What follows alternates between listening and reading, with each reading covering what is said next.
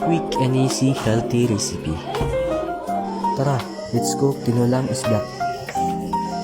Prepare your ginger, tomatoes, and onions. You know what guys, masarap ito i-prepare kapag taglamig. A hot soup can warm your body. Then add ang mga lamas. I'm sorry guys if I cook like this, we cook in at the same way, and also kami hindi naman kakain ito. Bring the water to a boil. Then add your fresh fish.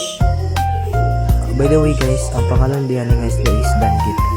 Isdang danggit. I think some of us know this fish kay lamig dyan siya basta tinola. And then add salt and umami seasoning to taste. Ang kinay umami guys is nami siya sa tuwas with sin.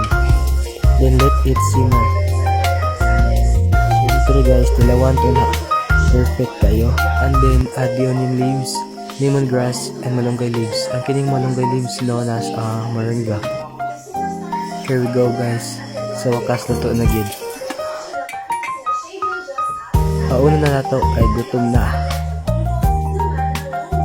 Serve and enjoy the soup of fresh tinolang isda.